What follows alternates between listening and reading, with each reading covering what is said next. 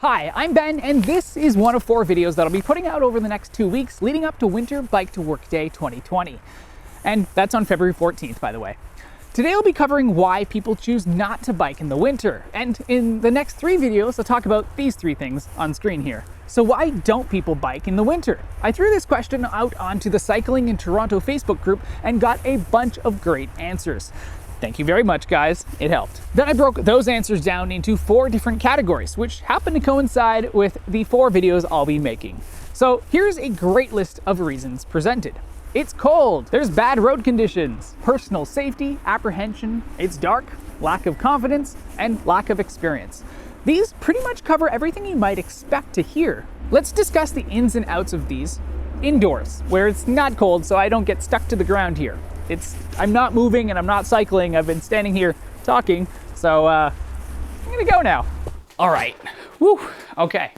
This is a lot warmer, right to the discussion. Okay, so the first excuse is, it's cold out. 3 years ago, when I had only ever biked a few times without fenders over to a nearby bus stop in London, Ontario where I lived, I thought that if I went any further than a 10-minute ride, I'd freeze to death.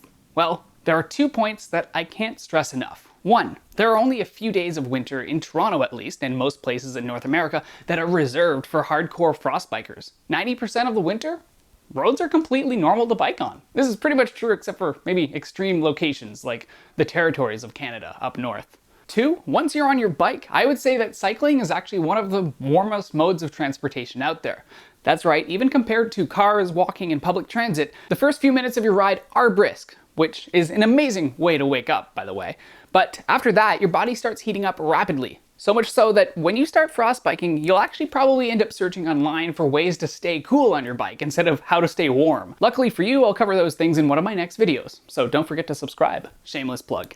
Next excuse up, bad road conditions. Like I just mentioned, I'd say that 90% of the time the roads are completely clear and normal to bike on. Most of us probably don't live along main roads, so undoubtedly when you look outside your window, you'll see snow piled high. But on those days, I have great news for you. If you just take a few minutes to trudge through the deep snow and kind of pedal your way over to a main road, bam, the roads will have either been cleared or the snow melted by car tires that have come right before you. And next up is personal safety. And this is a serious one to talk about because it's the #1 thing on everyone's mind when you consider cycling on the road, even excluding winter, just anytime biking.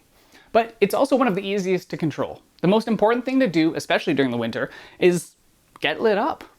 Make sure you've got your blinky lights on. And don't go absolutely crazy because there's a balance between safety and the amount of effort you want to put in strapping the lights on and then taking the lights off when you're at the location and then charging each and every one of those. One thing I would say is just make sure that they're blinky lights because there's already a lot of constant red lights and like white lights on the road. You want to differentiate yourself from the other lights, and you're a moving object that doesn't want to get hit. Blink, blink, blink, don't hit me. Next up, and related to the last one, is it's dark. I personally just have one $15 backlight from Mech and a super bright $30 light off of Amazon. I've had both for over 2 years now, and I have an entire video review on the front light on my channel too. I'll put a card right here.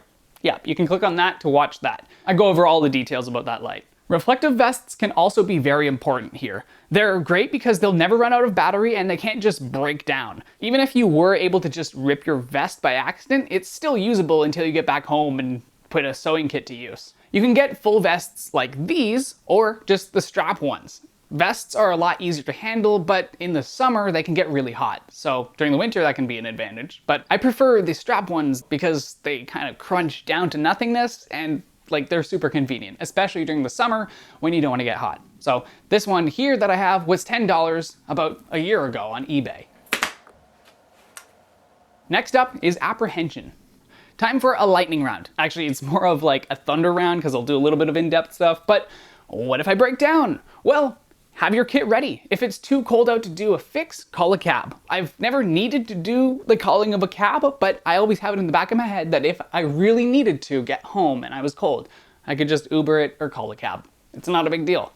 It's not the end of the world. And once you realize that, you feel a lot more confident. If you don't know how to do a roadside tube swap, there are plenty of bike seminars out there and bike co-ops and also YouTube videos. Just practice it one day. What happens if I get too cold? Well, you know what? That only happens if you stop. Your concern should actually be, how do I stay cool? The answer for both of those is layers. Will I get frostbite? Not if you have the right stuff. I'll go over that in another video. What if I slip? This is more of a thing on the hardcore days, but it's also a very real concern because sometimes you might roll across some black ice. I personally just put on one studded tire on my front wheel and keep my regular wheel on the back. But if you don't have studded tires at all, and even if you do, if you find yourself on black ice or any ice of any sort, don't panic is the first step. Next, make sure you don't brake at all, especially with your front wheel, because that's, if you lose control on the front wheel, not good. Also, don't turn your wheel at all. That also is bad. If you can, don't stop if you don't have to. Don't pedal more either. Just roll over the ice without doing anything at all, including panicking. What if cars don't see me? Like I said before, light up. Will I have enough time? If you've never done a ride to work before, try it on the weekend or a day off. There's less traffic and zero concern if you underestimate the amount of time it'll take you. Again, if you're just anxious, remember that you can always throw your bike into the back of a cab and get home. Everything's chill, it's fine, you can do it. A general rule of thumb though is to always give yourself about like a 10 to 5 minute buffer of time before and after your ride. This decreases your stress level too. So you're like, oh my God, am I gonna make it? And so you won't rush through stop signs and lights, etc. You'll just take your time to enjoy your ride. The car is safer. I have two things to say about this actually. One, no nitty gritty here, but long-term driving is definitely not the healthiest thing to do every day. There are tons of scientific studies to prove this. Two, the more people that are out cycling, the safer it is. You can be that change. That's actually most of the reason that I cycle is so that people see me and think, oh, you know what? I can do that too. I can bike. I'll do it. And the more people on the roads, the safer it becomes. I don't know what to wear. That's fine. That's what the practice days are for. It's too far. It might be. You know what? Sometimes it is too far. And then you can either mix it up, you can partially drive and partially bike, or you can build yourself an e-bike. There's always different ways. Every single time you choose to bike to work, it's kind of a custom thing that you do. You come up with your own routine. Pretty standard with a car, you get in your car and drive. But with biking, you have a lot of flexibility in ways that you can do it. You can even bring your vehicle into work because it's a bicycle. My personal way of doing it is I built myself an e-bike. Once that goes kaput, even though I've reached like 12,000 kilometers at this point, I'm just gonna buy another e-bike. This time, maybe not duct taped together. I wanna be toasty though. Well, suck it up, buttercup. 100 years ago, life was miserable and people died of silly diseases. Now we get the chance to die of old age. So live it up while you're here. That means bike instead of sitting behind a wheel for like, I don't know, 20 years of your life is the stat. I can't find my ultra cozy mittens. Have spares. I don't want to show up to work sweaty. You know what? That is valid. People don't want to show up sweaty. So build or buy an e-bike. Even on those low energy days, you can still bike. Do I have all my gear? What if I forget something? Well, make sure you check the night before and you should be just fine. Do I have all my lights charged? What if I don't? Plug in everything the night before, make sure everything's charged, and then in the morning, you don't have to think about anything. Lack of confidence is the next one. And if you don't already bike commute at least occasionally, you can still definitely become a frostbiker. Realistically though, I think the best time to build your confidence on your bike is during the easy months of summertime. There are a lot fewer things to think about, so it's a great time to get into cycling. But you can still do it during the frostbiking season. Lack of experience. Well, if you've already been biking during the spring, summer, and fall months and are confident on your bike, I'd say that you've got what it takes to become a frostbiker. Yeah. But if you've never done frostbiking before, the only way to get experience is to get out there and actually go frostbiking. Again, maybe on the weekends, on a day off. Just get used to it. All right.